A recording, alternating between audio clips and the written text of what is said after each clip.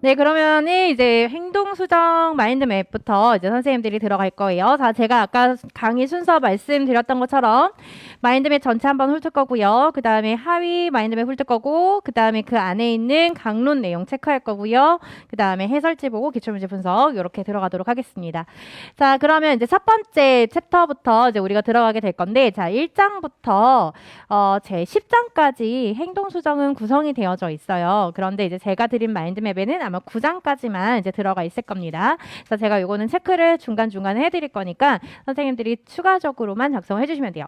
자, 그 다음에 제가 하나만 더 공지를 하자면 이 마인드맵 자료는요, 필요하시면 언제든지 제가 재출력해드릴 수 있으니까 선생님들이 필요하신 선생님들은 언제든지 요청을 해주시면은 제가 다시 마인드맵을 뽑아드릴게요. 네, 그럼 행동수정 마인드맵 들어가도록 하겠습니다. 자, 1장부터 한번 들어가 보도록 할 건데요. 자, 행동수정의 정의와 이해 파트로 먼저 들어가 있습니다. 자, 행동수정의 정의, 이해, 학교 차원의 긍정적 행동 지원 이렇게 세 가지의 그 제재들로 이제 들어가 있게 되는데요. 자, 여기에서 이제 행동수정의 정의다라고 하는 것으로 이제 들어가게 되면 자, 여기에서는 어떤 내용들을 우리가 보는지를 확인을 하도록 하겠습니다. 자, 여기선 두 가지의 용어가 나오게 되는데요. 첫 번째로는 행동수정이라고 하는 용어가 나올 거고요. 그 다음에 두 번째로는 응용행동 분석이라고 하는 용어가 나오게 될 겁니다. 근데 이 두 가지 용어에 관련돼서는요, 이제 우리가 이 행동수정이라고 하는 이론 자체를 이해하는 기본적인 용어 두 가지다라는 걸로 이제 선생님들이 기억을 해주시면 되겠고, 이걸 가지고는 시험 문제가 나오진 않아요. 여기에서 이제 발전이 되는 행동수정의 이해라고 하는 것으로 들어가면 이제 PBIS라고 해서 긍정적 행동 중재와 지원이라고 하는 용어가 이 정의에서의 발전으로 인해서 나오게 되는데요. 이 PBIS라고 한다면 제일 중요한 키워드가 선생님들 뭐냐면요, 삶의 질이라고 하는 키워드를 선생님들 좀 기억을 해주시고요. 그 다음에 예방적 접근이다라고 하는 것, 요걸 이제 선생님들이 기억을 해주셔야 되겠고요. 그래서 이런 예방적인 이 학생들의 그 행동들을 중재하기 위한 여러 가지 뭐 대체 행동에 대한 중재라든지 아니면 선행 사건, 배경 사건에 대한 중재, 후속 결과에 대한 중재, 장기적인 지원 이런 말들이 이제 들어가게 됩니다. 자, 그 다음에 또 제일 중요한 말이 바로 이 PBIS는 생태학적 접근이다라는 말이 제일 중요합니다. 그래서 환경의 변화를 시켜주자. 자, 선생님들 이거를 쉽게 이야기하자면요, 이 말은 PBIS 자체는 새롭게 나온 말이 아니에요. 새롭게 나온 말이 아니고 어디에서 시작이 된 말이냐면 이 행동수정과 응용행동 분석부터 시작이 된 말이에요. 즉 행동수정은 아동의 행동을 바꿔보자라는 측면으로 이론이 발생을 하게 된 거고, 응용행동 분석이다라고 한다면 그러면 그 행동을 우리가 바꿔주기 위한 효과적인 중재가 뭐가 있을까, 이걸 찾아보자라는 거고요. 이렇게 찾아보는 와중에 무엇을 좀 변화시켜보자, 이 환경이라고 하는 것을 변화시켜보자라고 하는 게 바로 이 PBIS다 그 말이에요. 그래서 이 PBIS라고 하는 것 자체에서 제일 중요한 말은요, 생태, 환경이라는 말, 환경의 변화에 초점을 둔다라는 말, 이거를 이제 좀 중요하게 봐주셔야 돼요. 자, 지금까지 이야기한 거는요, 뭐에 대해서 이야기한 거냐면 이 개인에 대한 행동의 변화를 이야기를 한 겁니다. 전체적인 대상으로 우리가 이야기를 한 것이 아니고 한 명 개별적인 학생들의 행동에 대해서 우리가 변화를 시켜주자라고 이야기를 한 거라면, 이제는 모든 학생들이 다니고 있는 이 학교라고 하는 환경 자체에 대한 변화를 우리가 줘보면 어떨까? 그렇게 되면 학생들의 문제 행동이라고 하는 것을 예방해 주게 되고, 이렇게 예방을 통해서 모든 학생들의 무엇이 향상이 된다? 삶의 질이라고 하는 것이 향상이 되기 때문이다라고 해서 나온 게 바로 뭐라고요? 학교 차원의 긍정적 행동 지원이다라는 거예요. 자, 이거를 우리가 영어로 약자로 이야기를 하자면 SWPBIS 많이 아마 들어보셨을 거예요. 이 용어로 이제 선생님들이 나오게 될 거고요. 시험 문제에서는 학교 차원의 긍정적 행동 지원이라고도 나오게 되고요. 자, 유아 같은 경우에는 유치원 차원의 긍정적 행동 지원이라는 말로도 이제 나오게 됩니다. 그래서 이 환경을 선생님들 잘 봐주시고요. 자, 여기선 두 가지 내용 선생님들 보시게 될 거예요. 자, 첫 번째로는 체계라고 하는 거를 선생님들이 보실 거고요. 자, 두 번째로는 핵심 요소라고 하는 것, 이렇게 두 가지에 대한 내용을 보시게 될 겁니다. 자, 이 체계라고 하는 거는요, 선생님들 1차 예방 예방과 2차 예방, 3차 예방에 관련된 개념들이 여기서 나오게 될 거예요.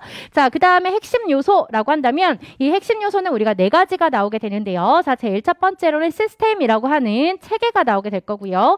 그 다음에 실제, 그 다음에 성과, 그 다음에 데이터 이렇게 4가지에 관련된 핵심 요소들이 나오게 될 겁니다. 자, 이 2가지를 기억을 해주시는데요. 시험 문제에서는 어디서의 시험 문제가 많이 출제가 되느냐? 이 체계라고 하는 것, 1차 예방과 2차 예방과 3차 예방에 관련된 내용들이 시험 문제에서 많이 출제가 되고 있습니다. 자, 그 다음에 이 체계라고 하는 것 자체에서 강론서에서는 또 어떻게 설명을 하냐면요.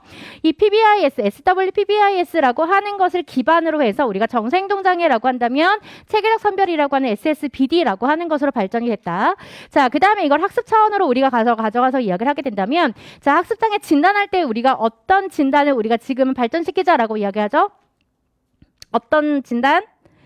지지난주에 했어요?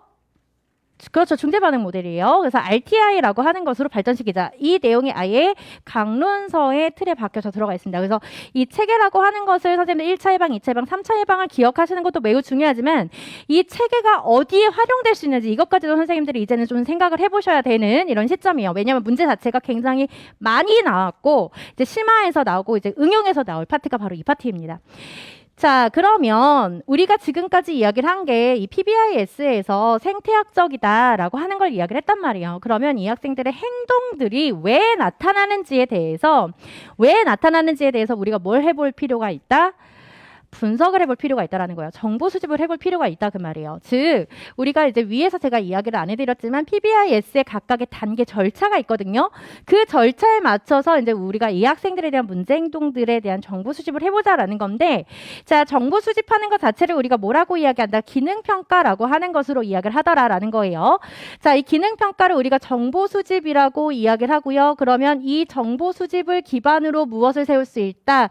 검증이 가능한 가설을 세울 수 있게 되더라라는 것을 이야기를 하게 되는 겁니다. 자, 그러면 이 정보 수집을 하는 방법에는 우리가 몇 가지로 나누어서 이야기를 할 수 있다? 2가지로 나누어서 이야기를 할 수 있더라라는 거예요. 자, 첫 번째로는 간접 관찰 평가라고 하는 것을 통해서, 두 번째로는 직접 관찰 평가라고 하는 것을 통해서 우리가 정보 수집을 할 수 있게 되더라라는 거죠. 자, 그러면 이제 간접에 관련돼서는 이 학생과 관련되어져 있는 주변인들에 대해서 우리가 면담을 해볼 수도 있고, 그 다음에 또 이 학생에 대한 개괄적인 정보, 그 다음에 구체적인 정보 이런 것들을 다 수집을 해볼 수가 있어요. 뭐 체크리스트를 통해서, 평정적도를 통해서 다 해볼 수가 있고요. 자, 여기에서의 시험 문제보다는 어디에서 시험 문제가 많이 나온다? 이 직접 평가라고 하는 것에서 시험 문제가 많이 나오게 되죠. 그래서 20년도 유아에서도 우리가 무엇부터 나오게 됐어요? 일화 기록이라고 하는 것부터 시작해서요. 행동의 기능 평가 관찰지라고 하는 것까지에 해당하는 직접 관찰 평가라고 하는 것이 나오게 되는데, 이 직접 관찰 평가의 가장 기본이 되는 틀은 뭐다? 바로 일화 기록이다 그 말이에요. 일화 기록을 기반으로 해서 이거를 조금 더 우리가 쉽게 기록할 수 있는 방법이 없을까 해서 나온 게 바로 ABC고요. 이거를 조금 더 쉽게 해볼 수 있는 방법이 없을까? 조금 더 그렇게 해서 마지막으로 나온 게 뭐예요? 행동의 기능평가 관찰지까지 발전을 하게 된 거예요. 그래서 이 직접 관찰 평가의 가장 기본 베이스는 뭐다? 일화 기록이다. 이걸 기억을 해주시면 되겠고요. 자, 이제는 선생님들 그 기출 내용으로 이제 들어가서 보시게 되면은, 자, 이 안에서 우리가 무엇도 같이 비교할 거냐면 표본 기록이라고 하는 것까지 같이 선생님들이 비교를 하실 건데요. 이 표본 기록이라고 하는 것 자체가 사실은 저희 행동수정에서는 그렇게 깊은 내용들이 서술이 되어져 있지가 않아요. 그래서 저희가 확인해야 될 책들은 유아에서 제시를 해주고 있는 진단평가 책을 선생님들이 강론서로 확인을 해주셔야 되는데, 그 내용을 제가 해설서에 넣어놨고요. 그 다음에 중등 선생님들은 이 내용을 확인을 해주셔야 된다 그 말이에요. 자, 초등 선생님들도 물론 확인해 주셔야 되는데, 중등 선생님들은 반드시 이 일화 기록과 표본 기록을 비교하는 내용들을 같이 기억을 해주셔야 되겠습니다. 자, 그 다음에 이제 선생님들 행동의 정의와 목표로 할 거예요. 자, 정보 수집할 거죠. 자, 정보 수집을 할 건데 어떤 행동에 대해서 내가 정보 수집을 할 것인지 선생님들이 파악을 해주셔야 된다라는 거예요. 그러면 정보 수집을 할 때에는 이 어떤 행동에 대해서 관찰을 해야 객관적인 결과를 수집할 수 있느냐, 이게 목적인 거거든요.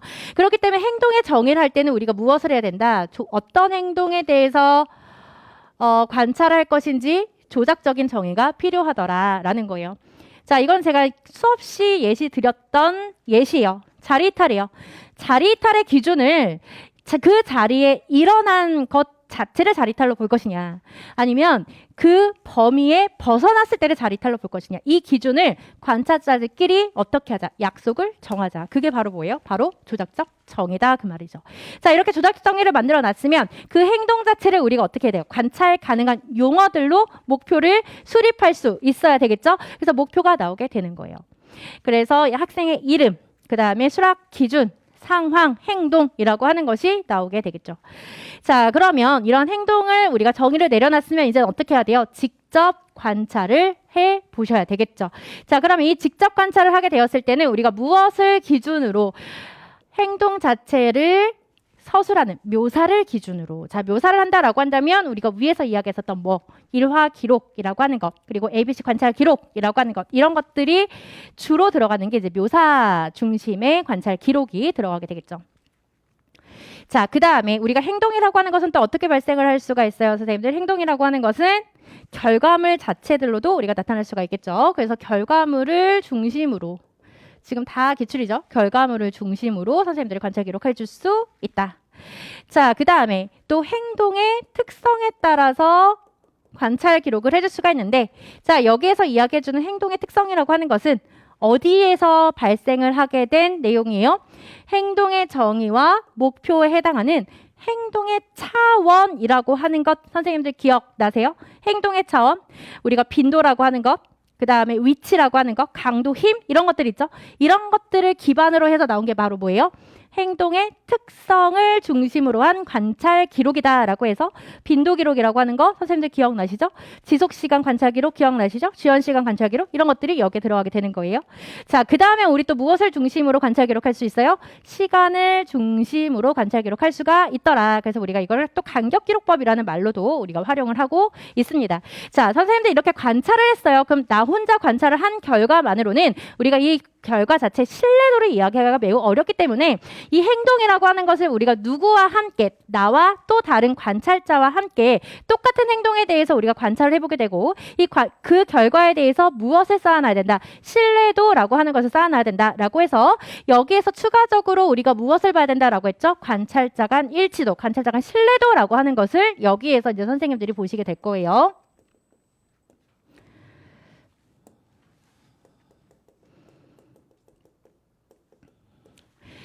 자, 이 관찰자 간 신뢰도는 저희가 3월 달에 공부하겠습니다. 라고 해서 이제 제가 좀 빼놓은, 아껴놓은 제재예요. 이거는 또 올해 시험 문제에 나올 가능성이 매우 높기 때문에 요거는 선생님들이 좀 기억을 해주시면 좋을 제재.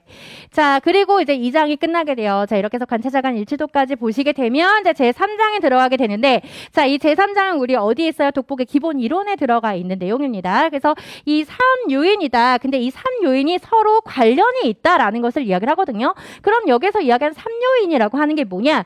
바로 자극, 반응, 그에 따른 후속 결과라고 하는 것의 세 가지 요인들이 어떻게 있다? 서로 관련이 있다라는 것을 이야기를 해주고 있는 건데요. 자, 여기에서 강론서에서는 표현을 또 어떻게 해주고 있냐면 자, 우리가 SR 후속 결과라고 하는 것으로 이제 또 다른 기호를 표현하고 있지 않지만 강론서에서는 또 다른 자극이다라고 하는 것으로도 의미를 제시를 해주고 있어요. 그래서 이걸 우리가 SRS라고도 표현을 합니다. 그래서 요거를 이제 선생님들이 기억을 해주시면 되겠어요. 자, 그 다음에 이제 제4장으로 넘어가도록 할게요. 자, 제4장에서는 자, 우리 학생들의 바람직한 행동을 증가시켜 주어야지만 우리가 이 학생 바람직한 행동을 증가시켜주는 방법이 무엇이 있을까? 이걸 이제 선생님들이 보셔야 되는데 그게 바로 강화의 유형부터 집단 강화까지 들어가게 돼요. 자, 선생님들 여기서 강화의 유형부터 행동 계약에 관련된 거는 다 누구에 관련된 거냐면 개인을 중심으로 바람직한 행동을 증가시켜보자라는 것으로 강화를 제공해주는 측면을 이야기한다면 집단 강화라고 하는 것이 들어가게 됐을 때에는 이제 그 강화라고 하는 것을 개별적으로 주는 것이 아니라 집단으로 강화를 주어서 바람직한 행동을 증가시켜주자라는 내용들로 들어가게 돼요. 자, 그러면 강화의 유형이다라고 했을 때에는 우리가 두 가지가 나오게 됩니다. 자, 강화라고 하는 것은 제목에서 나와 있는 것처럼 자, 무엇을 해주는 역할하는 거예요? 정의 자체가 바람직한 행동을 증가시켜주는 것 그 자체가 강화라 그 말이에요. 그러면 이 강화를 어떤 유쾌한 자극을 주어서 바람직한 행동을 증가시켜주는 무슨 강화가 있어요? 정적 강화라고 하는 것이 있겠고 불쾌 자극이라고 하는 것을 제거해줌으로써 바람직한 행동을 증가시켜주는 부적 강화라고 하는 것이 있다라고 하는 것이 여기서 나와요. 자, 근데 강론서마다 카테고리가 조금씩 달라요. 자, 어떤 강론서는 이 강화의 유형에서 벌이라고 하는 개념까지 함께 가지고 와서 이야기를 하는데요. 자, 기본적인 강론서에서 이야기를 해주는 것은 이 벌이라고 하는 개념은 어디에 들어가 있냐면요. 바로 이 바람직한 자극의 제거라고 하는 이 3수준부터 뭐가 들어간다라고 보시면 돼요. 벌이라고 하는 개념이 적용이 된다라고 선생님들이 기억해 주시면 되겠습니다. 벌의 개념이 이 바람직하지 않은 행동을 감소시키는 6챕터에서 들어간다라고 보시면 돼요. 자, 그러면 일단은 선생님들이 여기에서 강화라고 하는 것 자체는 정적 강화, 부적 강화가 있다. 이렇게 이제 선생님들 유형 기억을 해주시고요. 자, 이제 강화제라고 하는 것이 들어가게 됩니다. 자, 이 강화제만 자체만으로는요, 시험 문제가 그렇게 어렵게는 출제가 되지는 않겠지만 용어 자체의 활용도는 굉장히 높은 제재예요. 자, 그래서 이 강화제라고 하는 것을 우리가 1차 강화제와 2차 강화제라고 하는 것으로 이야기를 해주고 있고요.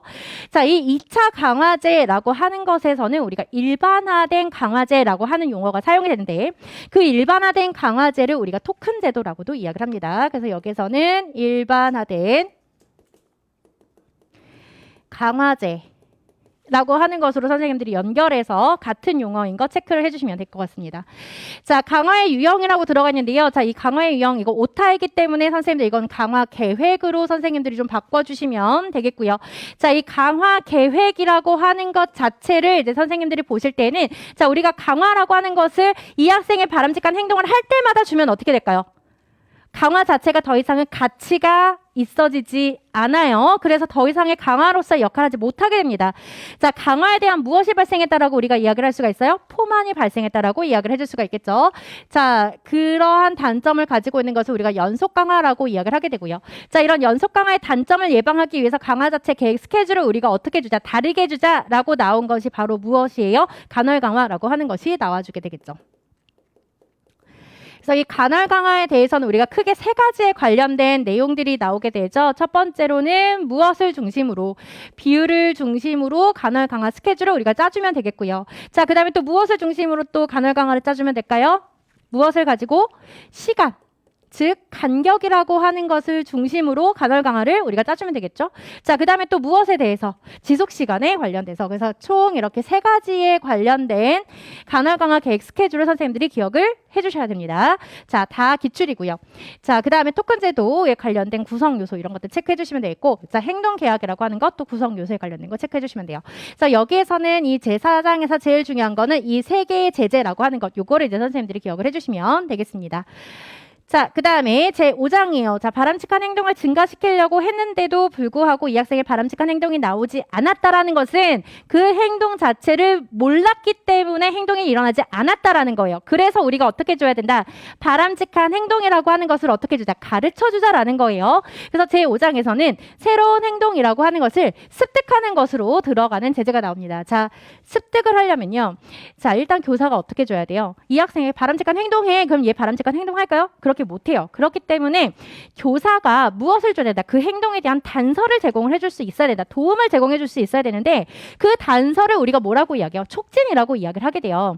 그러면 이 촉진이라고 하는 것을 이 학생이 알려면 촉진을 구분해서 다른 자극과 구분을 해서 이 촉진의 도움을 받아 바람직한 행동을 새롭게 습득을 해야 되는데 이 학생에게 기본적으로 갖추어 있어야 되는 능력이 바로 뭐예요? 자극 통제 원리라고 하는 변별학습 능력이 이 학생에게 갖추어져 있어야지만 이 촉진이라고 하는 것을 제공을 했을 때 새로운 행동의 습득이 일어나게 되더라라는 거예요. 그래서 여기서 제일 중요한 키워드는요. 자극 통제 원리 중에서도 선생님들이 무엇을 기억하셔야 된다? 이 학생이 무슨 능력이 있어야 된다? 변별학습을 할 수 있는 능력을 갖추고 있어야 된다라고 하는 것. 이거를 선생님들이 기억을 해주시고 그러면서 이 변별학습에 대한 자극을 교사가 주었을 때 자극과 그렇지 않은 자극을 구분해서 내가 도움을 받을 수 있는 자극을 습득해서 도움을 받아서 새로운 행동을 습득할 수 있도록 도와줘야 된다 그 말이에요. 자, 그러면 이 촉진이라고 하는 것 자체에서는 우리가 또 두 가지로 나누어서 이야기를 해줄 수가 있죠.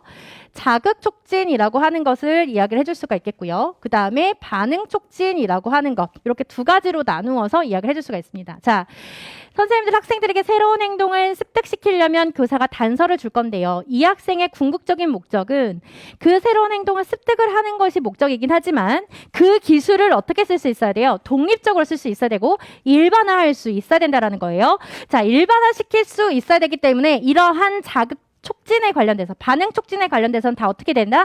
용암이 돼야 된다라는 거예요. 그래서 여기에서는 용암에 관련된 개념까지도 여기에서 나오게 돼요.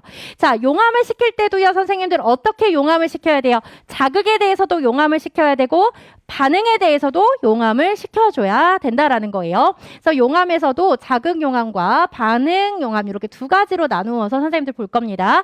자, 그러면 반응에 대한 용암에 대해서는요, 우리가 도움을 줄여주어서 용암시켜주는 방법이 있고요. 도움을 증가시켜서 용암시켜주는 방법, 그 다음에 시간을 지연시켜서, 그 다음에 점진적인 안내 감소를 통해서 우리가 용암시켜주는 방법이 있어요. 자, 시험 문제는 어디에서 많이 출제가 된다? 이 반응에 관련된 반응 용암에 관련된 부분에서 시험 문제가 많이 출제가 된다라는 것을 선생님들 기억을 해주셔야 되겠죠.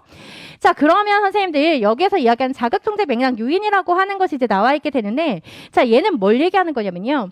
자, 일단 자극 통제 원리 변별 학습을 하기 위해서는 학생들의 무엇을 건드려주는 것이 좋다. 동기라고 하는 것을 건드려 주어야지만 변별학습이라고 하는 것에 효율성이 올라가더라 그 말이에요. 자, 그러면 동기라고 하는 것을 우리가 해지 설정을 해서 또는 우리가 설정 조작을 통해서 동기를 건드려 주면 변별학습의 능력이 향상이 돼서 새로운 행동이 습득이 된다. 이렇게 이제 들어가는 내용입니다. 그래서 이 내용 자체는 동기, 모티브라고 하는 것 요것만 선생님들 기억을 해주시면 되겠고요.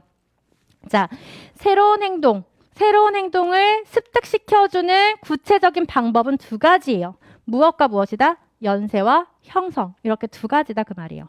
행동을 연세시켜서 새로운 행동을 습득시키는 방법과 행동을 형성시켜서 새로운 행동을 습득시키는 방법이 있는데, 자, 연세가 나오면요, 선생님들 반드시 찾아주셔야 되는 키워드가 있어요. 문제 자체에서, 사례 자체에서 찾아줘야 되는 키워드 뭐가 나와줘야 될까요? 그렇죠, 과제 분석이에요. 습득해야 되는 행동에 대해서 우리가 무엇을 할 수 있어야 된다? 과제 분석할 수 있어야 된다. 그래서 우리가 과제 분석에 대해서 이야기를 해주는 과제 분석 평가라고 하는 것이 여기에서 나오게 되죠. 그래서 단일기회법과 다수기회법 이런 내용들이 이제 여기에서 나오게 되는 거고요. 그래서 과제 분석에 관련된 내용과 그 다음에 행동 연세의 유형이라고 하는 거 이렇게 두 가지를 이제 선생님들 기억하시면, 행동 연세에 해당하는 세 가지 유형 뭐 있어요? 전진형 행동 연세, 후진형 행동연세, 전체과제 제시법. 그래서 전체과제 제시법이 올해 시험 문제로 출제가 됐었죠. 그래서 뭐라고 출제가 됐었어요? 각각의 행동들은 할 수 있는데 하위 행동들은 수행할 수 있는데 무엇을 할 수 없다? 순서를 모르더라. 그럼 이 순서에 대해서 교사가 할 수 있는 지도 방법이 뭐가 있느냐? 이걸로 시험 문제가 나왔었죠. 그래서 이 유형은 선생님들이 시험 문제에서 또 한 번 나올 수 있는 제재입니다. 자, 그 다음에 이제 형성이라고 하는 것이 이제 나오게 돼요. 자, 형성이라고 한다면 이제 우리가 어떤 단어들이 나오게 되느냐? 행동이라고 하는 목표 행동이라고 하는 것, 그 다음에 중간 행동이라고 하는 것, 시작 행동이라고 하는 이런 키워드들이 나올 거예요. 목표 행동, 중간 행동, 시작 행동. 근데 이 세 가지가 명확하게 드러나진 않아요. 시험 문제마다. 자, 그렇지만 일단 목표 행동이라는 말을 이제 선생님들이 기억을 해주셔야 되겠고요. 그 다음에 이 행동을 학생이 수행할 때마다 우리가 무엇을 준다? 강화라고 하는 것을 준다라는 거예요. 물론 행동 연세도 강화라고 하는 것이 들어가긴 하지만 이 행동 형성에서는 강화가 들어가는데 무슨 강화가 들어간다? 차별 강화가 들어간다라고 하는 것. 이게 가장 중요한 키워드다라고 하는 것을 선생님들이 기억을 해주셔야 되겠습니다. 자, 이렇게 해서 새로운 행동을 습득을 했어요. 자, 그러면 이제 선생님들 제6장 바람직하지 않는 행동을 감소시키는 것으로 이제 들어가 보도록 할 건데, 자, 우리가 바람직하지 않는 행동을 감소시킬 때에는 가장 혐오적이지 않는 방법부터 우리가 제공해주자라는 거예요. 가장 혐오적이지 않는 방법이 바로 뭐예요? 강화예요. 강화를 주어서 바람직하지 않는 행동을 우리가 줄여주자라는 거거든요. 그러면 수준 1부터 수준 4까지 갔다라는 건 뭐예요? 이 행동이 없어지지 않았다라는 거예요. 감소하지 않았다라는 것을 의미를 하거든요. 그러면 이 수준 4까지를 나눠 놓은 기본적인 원리는 뭐다? 최소 강제 대안의 원리, 원칙이라고 하는 것을 기반으로 이 4가지 수준으로 만들어놨다라는 걸 기억을 해주셔야 되겠죠. 자, 그러면 첫 번째는 우리가 강화를 중심으로 바람직하지 않은 행동을 감소시켜주자. 그래서 차별 강화 4가지가 나오게 돼요. DRL, DRO, DRA, DRI 이렇게 4가지가 나오게 되고요. 자, 이렇게 했음에도 불구하고 문제 행동이 남아있어요. 그럼 우리가 조금 더 강제성을 더한 중재를 줘야 되겠죠. 그게 바로 뭐예요? 소거예요. 제공이 되었던 무엇을 빼버리자, 철회시켜버리자? 강화 요인을 철회시켜버리자. 그러면 바람직하지 않은 행동이 감소될 것이다라는 거예요. 자, 이렇게 했음에도 불구하고 문제 행동 남아있어요. 그럼 우리가 뭘 해줘야 돼요? 이제는 벌의 개념이 추가가 되어져 있는 바람직한 자극을 제거시켜 줘버리면 되겠죠? 그게 바로 뭐예요? 두 가지 뭐 있어요? 반응, 대가라고 하는 것이 들어가게 되겠고, 그 다음에 또 뭐가 들어갈 수 있어요?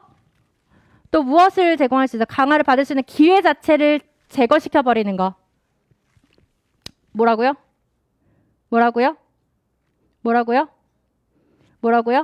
타임아웃이요. 왜냐하면 제가 이걸 왜 얘기하냐면 타임아웃이 올해 나올 가능성이 매우 높아요. 그래서 타임아웃을 선생님들이 기억을 해주셔야 돼요. 자, 반응 대가는 우리가 그 밑에서 배웠던 어떤 내용이었죠? 토큰 제도라고 하는 거 있죠. 토큰 제도라고 하는 것과 연결해 선생님들이 같이 보시면 되는데, 이 타임아웃이라고 하는 건 제가 방금 정의를 뭐라고 이야기 드렸어요? 강화를 받을 수 있는 기회 자체를 제거시킨다라고 이야기를 해드렸거든요. 자, 제가 이거를 왜 강조를 하냐면 이 타임아웃이라고 하는 것 자체는 벌의 개념이기는 하지만 반응 대가가 여태까지 시험 문제에서 계속 나와줬단 말이에요. 아직까지 기회가 많이 남아있는 제재는 뭐밖에 없다? 타임아웃밖에 없어요. 근데 이 타임아웃에 우리가 유형을 2가지로 나누어서 이야기를 할 수가 있거든요. 배제 타임아웃과 비배제 타임아웃. 여기에 관련돼서는 아직까지는 시험 문제가 그렇게 깊게 나온 적은 없어요. 그래서 이 유형 물어보는 거 나올 가능성이 있으니까 체크해 주시면 좋을 것 같고요. 자, 그리고 이제 혐오 자극을 제시를 해주는 방법들이 이제 나오게 됩니다. 그래서 우리가 이제 과잉 학습이라고 하는 것으로 나오게 되어서 정적 연습을 통해서 그리고 그 상황 자체를 회복시켜주는 것을 통해서 혐오 자극을 제시해서 바람직하지 않은 행동을 감소시켜주는 내용들이 나오게 될 겁니다.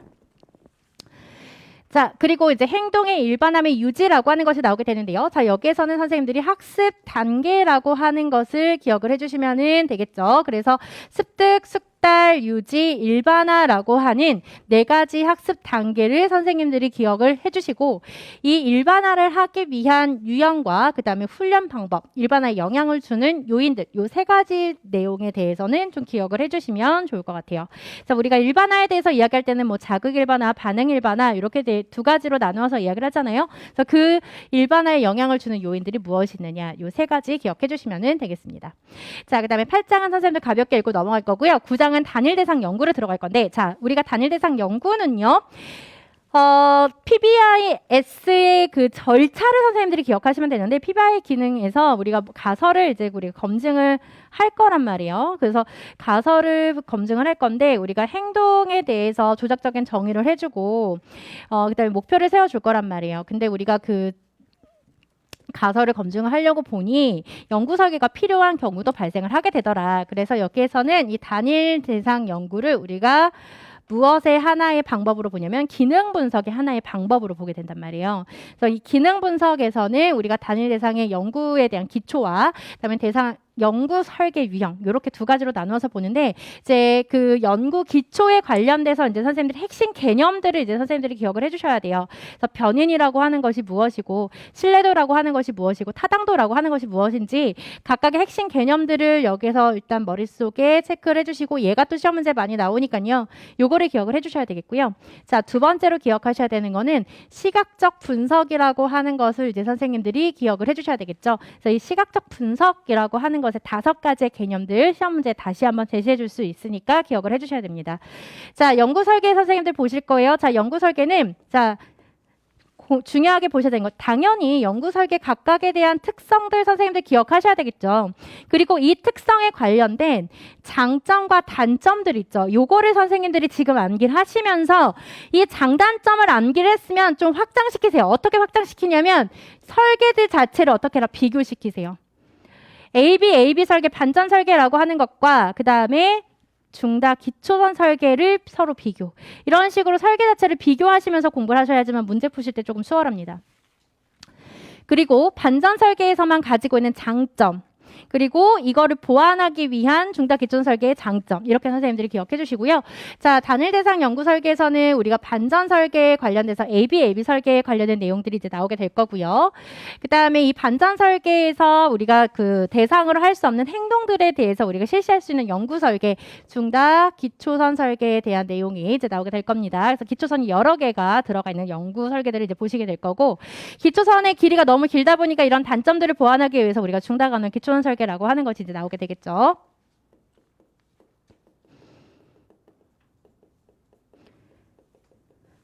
자, 그 다음에 또 우리가 행동의 변화가 서서히 일어나는 행동에 대해서 이제 관찰을 할 때에는 이제 기준 변경 설계라고 하는 것을 통해서 연구 설계를 우리가 또 해볼 수가 있겠고요. 그 다음에 교대 중재. 어떠한 그 중재가 효과적인지 우리가 파악하기 위해서는 중재를 여러 개를 교대 중재를 통해서 연구 설계를 해보는 방법. 그 다음에 또 하나는 조건을 변경해서 제시해주는 연구 설계 방법. 이렇게 해서 그 연구 설계 방법에 관련된 내용들을 이제 선생님들이 보실 거예요. 자, 이 연구 설계에서는 선생님들 강론서를 어떻게 정리할 거냐면요. 강론서마다 연구 설계 모양들이 조금씩 달라요. 그러니까 가장 기본이 되는 거는요. 양명희 교수님 책이에요. 양명희 교수님 책을 기반으로 연구 설계를 볼 건데, 자, 새롭게 최근에 나온 연구 설계 책이 누구냐면 이성봉 교수님 책이에요. 이성봉 교수님 책에서 나와 있는 연구 설계가 기존에 제시하고 있는 연구 설계 모양을 조금씩은 달라요. 그래서 문제 푸실 때 조금 헷갈리실 거예요. 근데 작년, 재작년에 행동수정의 그 문제의 근거가 다 누구 책이면 이성봉 교수님 책이에요. 그래서 이성봉 교수님 책을 통해서 저희가 행동수정과 그 다음에 단일대상 연구 요 내용을 이제 선생님들이 보시도록 할 겁니다. 자, 여기까지 하시면 이제 전체적인 마인드맵은 이제 선생님들이 끝났어요. 끝났고 이제 선생님들이 뭘 체크를 해주시면 되냐면 정답 및 해설부터 보시면 행동수정의 강론 목차라고 하는 게 이제 들어가 있을 거예요. 그래서 제가 제일 최신부터 이제 제가 선생님들한테 제시를 해드렸는데, 제일 첫 번째가 누구 책으로 들어가 있어요? 이성봉 교수님 책으로 이제 들어가 있죠. 요게 지금 편집본이 조금 가제본이라서 좀 보시기가 조금 어려울 수는 있는데요. 하나의 강론서를 그 챕터 하나의 한 면을 넣으려고 제가 노력은 했는데, 일단 이성봉 교수님 책에서 제일 중요한 거 체크해 드릴게요. 자, 이건 불러만 드리도록 하겠습니다. 자, 제 2장 체크해 주시고요. 제 3장 체크, 제 4장 체크, 5장 체크하겠습니다. 2, 3, 4, 5장. 자, 7장, 8장, 9장 체크할게요. 자, 이 내용 다 저희 해설서에 다 들어가 있어요. 자, 그 다음 양명희 교수님 책 별표 5개 할게요. 자, 저희 기본 이론서도 그렇고요. 그 다음에 해설지도 그렇고 가장 기본이 되는 기본 베이스 마인드맵 자체도 다 누구 책이다? 바로 양명희 교수님 책이에요. 자, 이 책을 가지고 이성봉 교수님 책에 해당하는 내용 제가 끼워 넣은 거고요. 이소연 교수님 책도 있어요. 이소연 교수님 책 긍정적 행동 중재와 지원이라고 하는 이 책을 제가 또 끼워 넣었고, 그 다음에 단일 대상 연구라고 하는 김진호 교수님 책이 있어요. 그 책도 제가 또 끼워 넣었고, 그 다음에 최신 행동 수정이라고 하는 또 김진호 교수님 책이 또 있어요. 그 책도 제가 끼워 넣었어요. 그래서 여기에서는 이 양명 교수님 책이 가장 기본이 되는 책이다. 그래서 여기에서는 선생님들 제1 행동전의 기초 별표 5개. 자, 여긴 별표 다 5개예요. 문제 행동의 개별화 별표 5개. 문제 행동 이론의 적용 별표 5개 체크해 주시고요. 자, 여기선 제외되는 것만 이야기해 드릴게요. 제 13장은 우리가 제외하겠습니다. 제외하고 보겠습니다. 자, 이거는 우리가 어디랑 연결해서 볼 거냐면 정서행동장애랑 연결해서 볼 거니까 걱정하지 마세요. 거기에서 다 체크해서 보도록 하겠습니다. 그래서 저희 그 작년에는 행동수정 문제에 그 강화라고 하는 거 자기점검, 자기평가, 자기강화, 자기교수 이거를 다 제가 행동수정에 넣어서 제가 문제를 풀었거든요. 올해는 그 문제 다 뺐어요. 그래서 다 어디로 넣냐면 제가 다 정서행동장애로 빼놨어요. 자, 그 다음에 이호신 교수님 책. 자, 이 책은요, 번역서예요. 번역서다 보니까 내용이 명료하게 떨어지는 문장들이 그렇게 많지가 않아요. 그래서 선생님들이 읽으시기가 굉장히 어려운 책이 바로 이호신 교수님 책이고, 용어 자체도 약간 교수님이 한자 용어들로 좀 번역을 해놓으신 게 몇 개 있어요. 그래서 조금 어려웠긴 한데요. 그래도 내용 자체가 가장 쉬운 그 강론서를 기반으로 우리가 보기 때문에 좀 이해는 되실 겁니다. 그래서 이호신 교수님 책에서는 우리가 무엇을 볼 거냐면요. 제3장 체크해 주시고요. 제4장 별표 5개요. 자, 이 제4장이 양명 교수님 책하고 이호신 교수님 책하고 비교를 해야 되는 가장 중요한 챕터라고 보시면 되겠어요.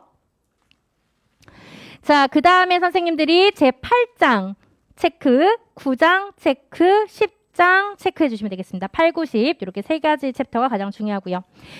자, 그 다음에 이소연 교수님 책 볼게요. 장애 학생을 위한 개별화 행동 지원. 자, 이거는요. 우리가 앞에서 이야기를 했던 어디 부분을 이야기해 주냐면 이 부분이요. 행동 수정의 정의와 이해라고 하는 이 부분을 한 권의 책으로 만들어 놓은 거예요. 이 부분 자체를 한 권의 책으로 만들어 놓은 거예요. 그러다 보니까 선생님들 보세요. 그 이소연 교수님 책을 보시면 03번의 행동지원 절차에 긍정적 행동지원의 단계가 들어가 있거든요. 자, 그거를 다 챕터마다 다 지금 어떻게 해놨죠? 분산시켜놨죠. 가설개발 3단계죠. 그죠? 그 다음 선행사건, 배경사건, 중재, 대체기술 교수, 문제행동에 대한 반응, 장기적 지원 및 지속적인 평가 8, 9, 10, 11을 우리가 다 묶으면 어디에 해당돼요? 6단계에 해당하잖아요. 그쵸? 거기에 해당되는 내용들 들어가 있죠. 자, 그 다음에 13회 맨 마지막에 뭐가 들어가 있어요? 학교 차원의 긍정적 행동 지원 들어가 있죠.